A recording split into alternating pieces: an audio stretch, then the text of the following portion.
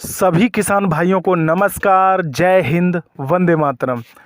वैज्ञानिक खेती YouTube channel में आपका हार्दिक स्वागत है। किसान भाइयों, अभी तक आपने हमारे वैज्ञानिक खेती यूट्यूब चैनल को सब्सक्राइब नहीं किया है तो प्लीज़ हमारे वैज्ञानिक खेती यूट्यूब चैनल को सब्सक्राइब कर लीजिए। खेती से संबंधित नई नई जानकारी आपको समय समय पर देते रहेंगे। किसान भाइयों, अगर आपको मेरा यह वीडियो पसंद आए तो वीडियो को लाइक करें, शेयर करें और ज़्यादा से ज़्यादा कमेंट करें। तो किसान भाइयों, आज हम लेकर आए हैं एक नया टॉपिक। आज का हमारा विषय है तोरई की खेती कैसे करें। तोरई की खेती की पूरी जानकारी, बुवाई से लेके लागत, सब पहलुओं पर अध्ययन डाला जाएगा, सभी पहलुओं पर प्रकाश डाला जाएगा। तो किसान भाइयों, शुरू करते हैं। यानी आज का हमारा विषय है तोरई की खेती। तोरई की खेती कैसे करें। तो तोरई का परिचय कुछ बताते हैं किसान भाइयों। तोरई की खेती हमारे देश में मुख्य फसल के रूप में की जाती है। तोरई की खेती भारत के मैदानी भागों में की जाती है। तोरई की फसल को भारत के हर राज्य में उगाया जाता है।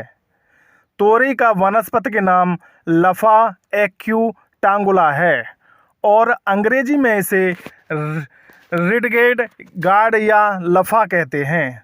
तोरई का प्रयोग सब्जियों के लिए किया जाता है। बीमार रोगियों को इसकी सब्जी हल्के भोजन के रूप में दी जाती है। तोरई के बीजों का फैक्ट्रियों में तेल बनाने के लिए सूखे हुए फलों का अंदर का हिस्सा रेशेदार पके हुए फलों को नहाने, साबुन, सफाई करने तथा जूते के सोल बनाने के काम में प्रयोग किया जाता है।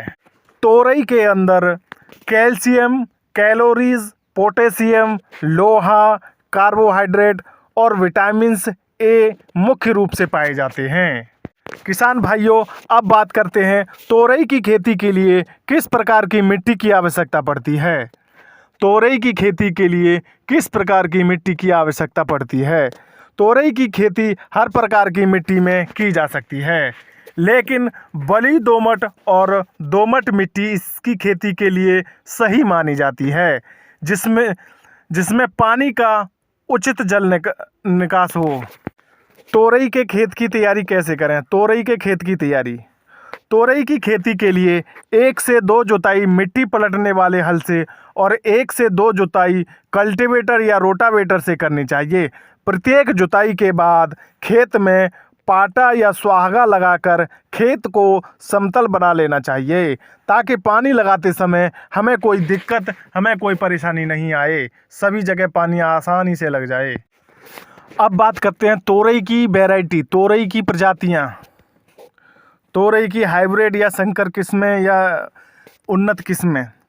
किसान भाइयों, नंबर 1 पूसा चिकनी, नंबर 2 कल्याणपुर हरी, नंबर 3 चिकनी, नंबर 4 पूसा नस्दार, नंबर 5 पंजाब सदाबहार, नंबर 6 पूसा गुच्छेदार, नंबर 7 धारीदार, number 8 Kashi Divya, number 9 Pusa Sneha, number 10 स्वर्ण प्रभा, नंबर 11 कल्याणपुर हरी चिकनी, नंबर 12 सरपुतिया। किसान भाइयों, कुछ तोरई की वैरायटियों के बारे में थोड़ा सा डिटेल में जानते हैं। कल्याणपुर हरी तोरई की इस किस्म के फल मध्यम आकार और गुद्देदार होते हैं। फलों पर हल्की धारियां बनी होती हैं और इस किस्म की तोरई की उपज या पैदावार की बात करें तो किसान भाइयों, लगभग 160 कुंटल प्रति एकड़ तक इसकी उपज प्राप्त की जा सकती है। अब बात करते हैं पूसा नस्दार के बारे में। तोरई की इस किस्म के फल का रंग हल्का हरा होता है। इसका गूदा सफ़ेद और हरा होता है। फल की लंबाई 12 से 20 सेंटीमीटर होती है।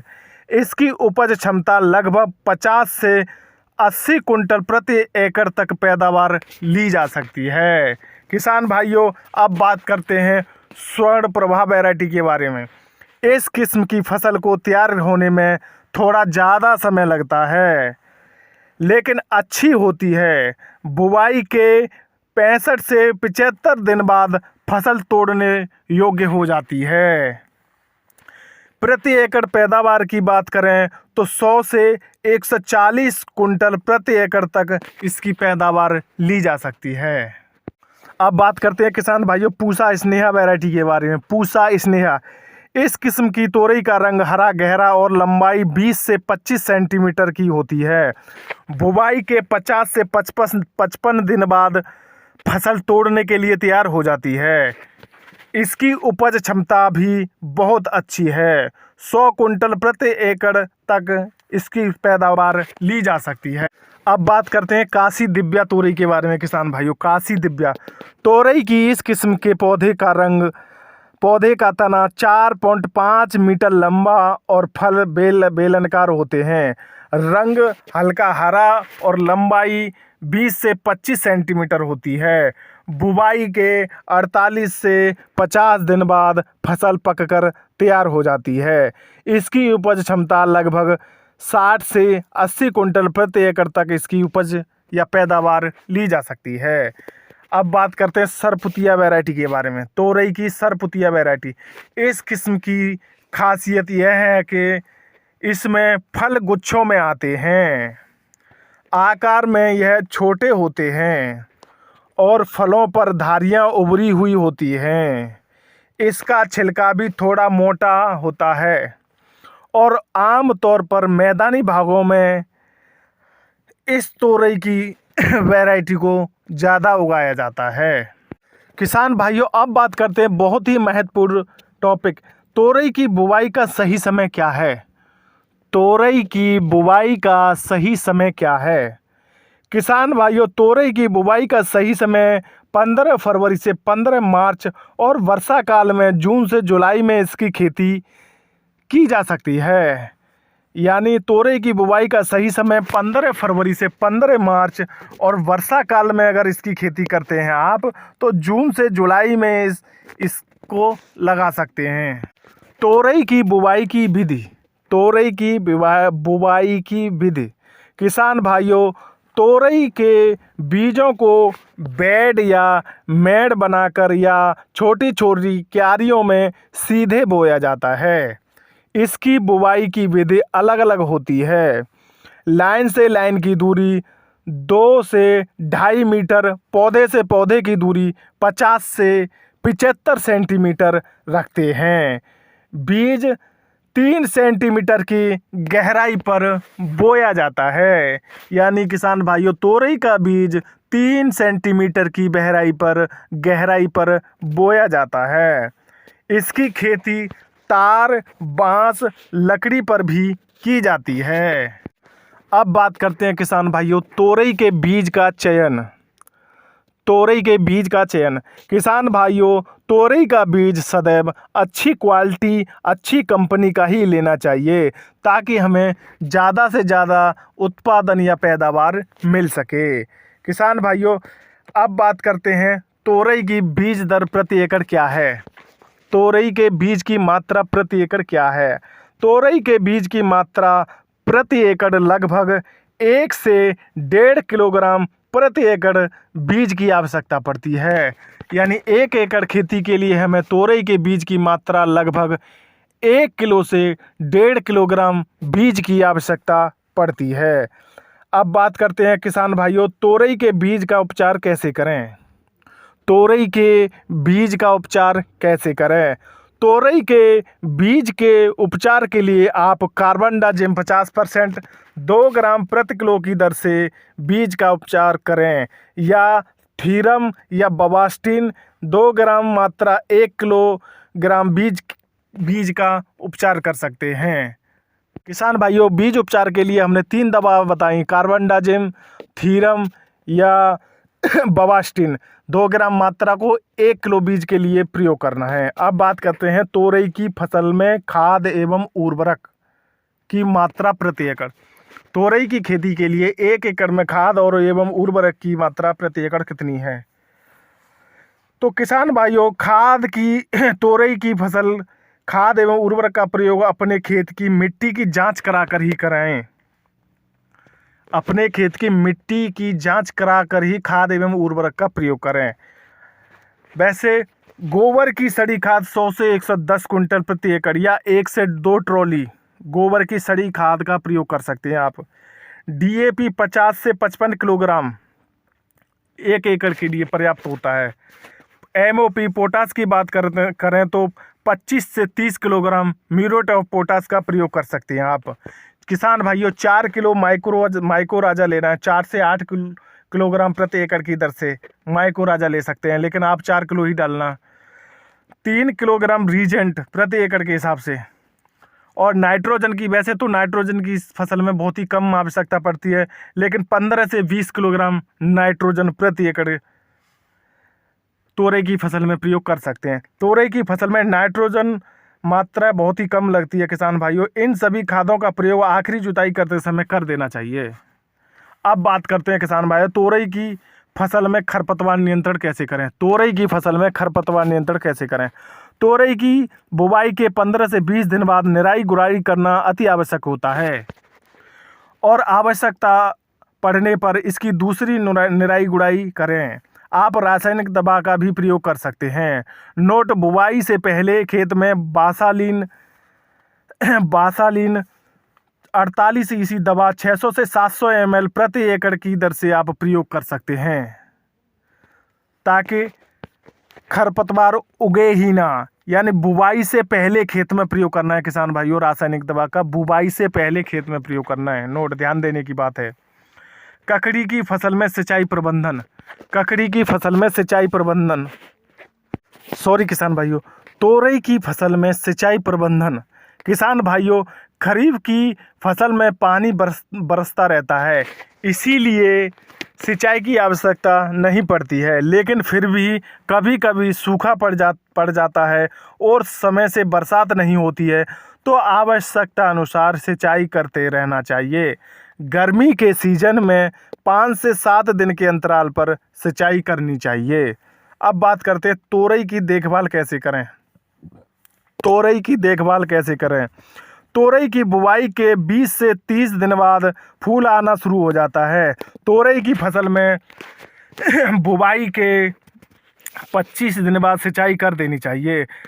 25 से 30 दिन बाद नर मादा फूल आना प्रारंभ हो जाता है। किसान भाइयों, फसल की इस अवस्था में हमें नाइट्रोजन का अधिक प्रयोग नहीं करना है। अगर हम नाइट्रोजन का अधिक प्रयोग करते हैं तो नर फूलों की संख्या बढ़ जाएगी। कद्दू वर्गीय फसलों में जो फल लगते हैं वो किसान भाइयों मादा फूलों पर लगते हैं। कभी कभी आपने देखा होगा हमारे खेत में फूल तो बहुत लग रहे हैं लेकिन फल नहीं आ रहे हैं। कद्दू वर्गीय फसलों में फूल बहुत अधिक आते हैं। नर फूल जो होता है वो मादा फूलों की अपेक्षा 15 गुना ज़्यादा आता है, यानी 15 नर फूलों पर एक मादा फूल आती है। लेकिन जितने मादा फूल आएंगे वो सभी फूल नहीं बनेंगे, वो सभी फल नहीं बनेंगे। एक के बाद 3 से 4 बड़े फल आते हैं। जब हम फलों की तुड़ाई करते हैं तो वो फल बनते हैं। अगर आपकी फसल में ऐसा होता है तो आपकी फसल सही चल रही है। अब किसान भाइयों बात करते हैं तोरई की फसल में लगने वाले रोग और कीट। तोरई की फसल में लगने वाले रोग किसान भाइयों, नंबर 1 मृदु रोमेल आशिता यानी डाउनो मिल्ड्यू रोग। मृदु रोमेल आशिता या डाउनो मिल्ड्यू रोग किसान भाइयों, यह रोग स्यूडोस्पोरा क्यूबिनस फफूंद के कारण होता है। अधिक आर्द्रता वाले क्षेत्रों में इसका प्रकोप अधिक होता है। लगातार ग्रीष्मकालीन वर्षा के समय इसके द्वारा होने वाला संक्रमण अधिक होता है। इस रोग के लक्षण पत्तियों की ऊपरी सतह पर कोणीय पीले धब्बे के रूप में होते हैं, जो आगे चलकर पत्तियों की निचली सतह पर चले जाते हैं। वह पत्तियां सूखकर गिर जाती हैं। इसके नियंत्रण के लिए आप रोगग्रस्त पौधों को उखाड़कर जला देना चाहिए और जिनेब 75% WP 0.15% या मैंकोजेब का छिड़काव करें। ज़्यादा होने पर मेटालिक्सिल 8% प्लस मैंकोजेब 64% के 2.5 से 3 ग्राम प्रति लीटर पानी में घोल बनाकर छिड़काव करें इस रोग से नियंत्रण के लिए। चूड़ आसिता रोग या पाउडरी मिल्ड्यू रोग। चूड़ आसिता रोग दूसरा है, चूड़ आसिता रोग या पाउडरी मिल्ड्यू रोग। इस रोग का कारण स्पेरोधिका फुल्जीनिया या एरिसाइफी साइकोरिस फफूंद है। यह फफूंद संक्रमण सफ़ेद से गंदा ग्रे पाउडर के रूप में पौधों के सभी भागों पर चला जाता है होता है। पत्तियां भूरे रंग की होकर सिकुड़ जाती हैं और पत्तियां नीचे गिरने लगती हैं। किसान भाइयों, इसके नियंत्रण के लिए रोगग्रस्त पौधों को उखाड़कर जला देना चाहिए। बुवाई से पहले थीरम कैप्टान मैंकोजेब से बीज का उपचार करना चाहिए। डेनोकैप 48% ईसी के 0.03% या सल्फर 0.2% का छिड़काव करना चाहिए। कोलर या राट रोग। कोलर राट रोग, इस रोग का कारण राइजोकटोनिया सोलेनाई नामक फफूंद है। इसके कारण नवकुरित पौधे मर जाते हैं। नए पौधों की अपेक्षा पुराने पौधे कम प्रभावित होते हैं। इसके नियंत्रण के लिए फसल चक्र अपनाना चाहिए। बीज का उपचार करना चाहिए। बीज उपचार के लिए आप कैप्टन की 2 से 3 ग्राम प्रति किलोग्राम की दर से आप बीज का उपचार कर सकते हैं। अगला है स्पंज जगई एलो मोजेक रोग, नेनुआ का पीला मोजेक रोग। यह एक विषाणु जनित रोग है। इस रोग के कारण कभी कभी फसल में 100% तक नुकसान हो सकता है। पौधे की नई पत्तियों पर पीले धब्बे के रूप में दिखाई देता है। पौधे की पत्ती छोटी चित्तीदार विकृत हो जाती है। फल अनियंत्रित आकार के हो जाते हैं। इस रोग का विषाणु सफ़ेद मक्खी के द्वारा फैलता है। इसके नियंत्रण के लिए आप बीज को उपचारित करके ही बोना चाहिए या मैंकोजेब बबास्टिन 2 ग्राम प्रति पानी में घोलकर इसका छिड़काव करना चाहिए इसके नियंत्रण के लिए। तोरई की फसल में लगने वाले कीट, कद्दू का लाल कीट या रेड पंपकिन बिटल। इस कीट के प्रौढ़ एवं सुंडियां दोनों ही फसल को नुकसान पहुंचाते हैं। इसके नियंत्रण के लिए गर्मी में खेत की गहरे से जुताई करके खेत को ऐसे ही छोड़ देना चाहिए या कार्बारिल 80% WP 2 ग्राम प्रति लीटर या डाइक्लोरोवास 70% EC 1 से 1.5 ग्राम प्रति ml प्रति लीटर या क्लोरोपाइरीफॉस 2 से 3 ml प्रति लीटर पानी में घोल बनाकर छिड़काव करें। छिड़काव करने से पहले फलों की तुड़ाई कर लें। अगला है सफ़ेद मक्खी। इस कीट के निफ, परी, प्रौढ़, वयस्क आदि पौधों का रस चूसते हैं। पत्तियों पर इनके द्वारा काले कंजली मॉडल्स विकसित हो जाते हैं। इससे पौधे में प्रकाश संश्लेषण बाधित होता है। यह नेनुआ के थैली मोजेक रोग के विषाणु को भी एक दूसरे पौधों पर फैलाती हैं। इसके नियंत्रण के लिए बीज को इमिडाक्लोप्रिड 70% WP या थाइथॉक्सम 70% WS की 3 ग्राम मात्रा से प्रति किलो बीज का उपचार करना चाहिए। आक्रमण होने पर इमिडाक्लोप्रिड या थाइथॉक्सम 4 ग्राम प्रति लीटर घोल बनाकर छिड़काव करें। हर 15 दिन के अंतराल पर छिड़काव करना चाहिए। पर्ण सुरंग कीट, लीफ माइनर। इस रोग के लार्वा पत्तियों में सुरंग बनाकर पर्ण हरित क्लोरोफिल को खाते हैं, जिसके कारण प्रकाश संश्लेषण प्रभावित होता है। इस रोग के नियंत्रण इसके नियंत्रण के लिए 4% नीम की गिरी के अर्क का छिड़काव करना चाहिए। फ्रूट फ्लाई, फल मक्खी। यह कीट विकसित फलों को गंभीर क्षति पहुंचाते हैं।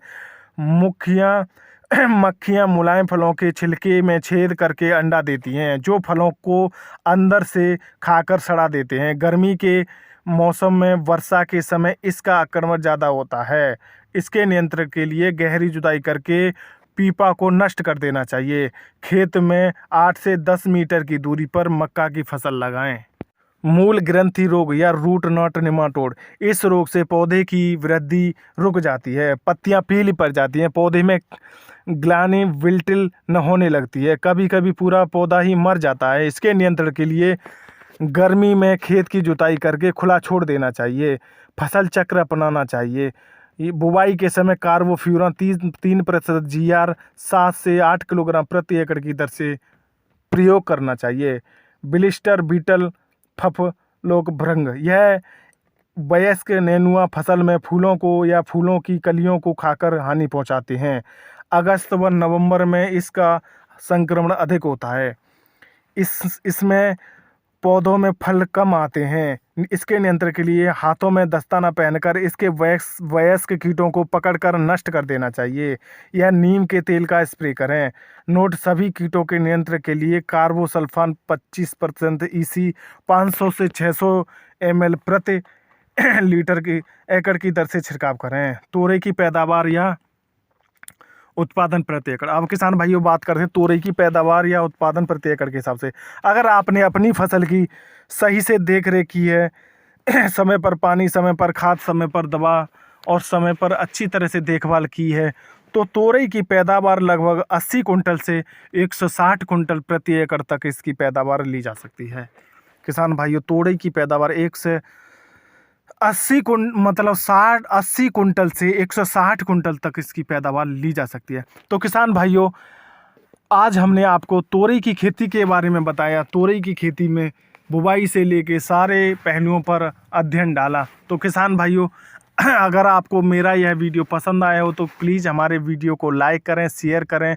किसान भाइयों, अगर आप हमारे चैनल पर पहली बार आए हैं तो प्लीज़ हमारे वैज्ञानिक खेती यूट्यूब चैनल को सब्सक्राइब कर लीजिए। किसान भाइयों, आपका वीडियो को पूरा देखने के लिए दिल से धन्यवाद।